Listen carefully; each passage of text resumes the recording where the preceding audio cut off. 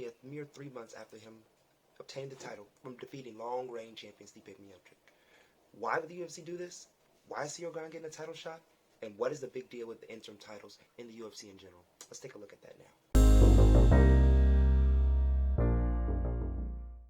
When doing research for the video, it actually doesn't seem that odd that the UFC made this decision several times, and just the heavyweight division alone, the UFC has decided to create an interim title, be it way, way back when Randy Couture decided, I need more money from you guys.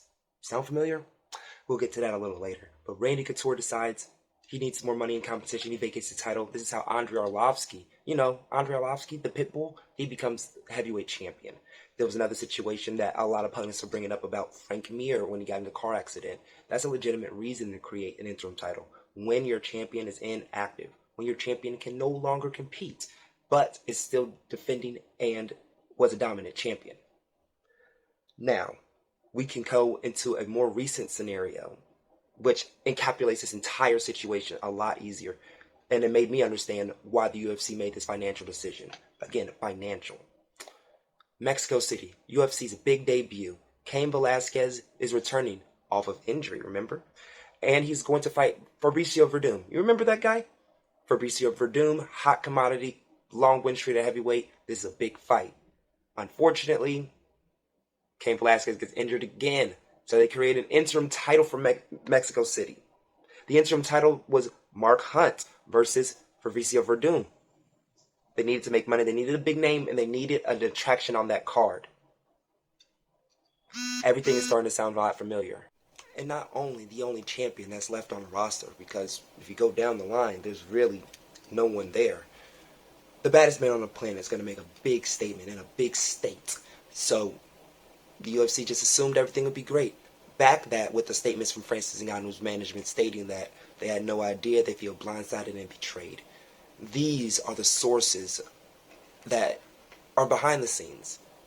Francis Ngannou believes, for one, he should have more time, which I completely believe and I agree with.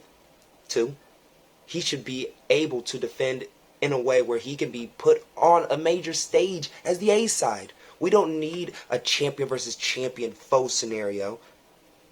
And the most important thing is, let's be honest, he just beat Stipe, one of the greatest champions the heavyweight division's ever had. He deserves the opportunity to make the most amount of money and be able to select an opponent that would get that. And I'm not talking about Michael Bisping selecting. I'm talking about there's multiple top-level opponents where Francis Ngannou should be able to say, hey, this is the guy. And the UFC's taking that away. Let's go back and dig even deeper. Go down another hole and reveal. Rumors state that Hunter Campbell, the advisor / other matchmakers somehow, threatens champions. There's intimidation. There is an unfair leverage and power balance.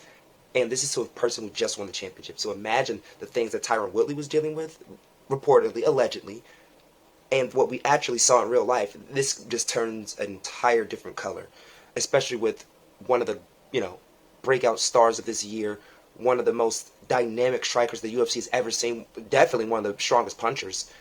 And he can carry an entire country, 2 nations on his back. And the short-sightedness is just kind of baffling to me. But, at the end of the day, the UFC has ESPN money.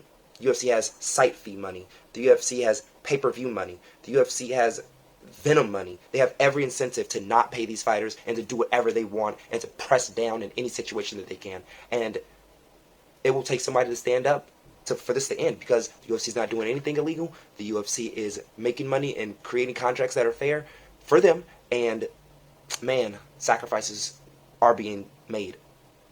Martyrs? No. Just sacrifices. And we've sacrificed a lot just to get to this point.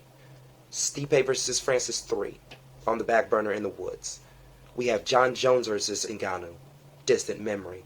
The rematch, Ngannou versus Lewis. Ciryl Gane versus Francis Ngannou, an all-French affair.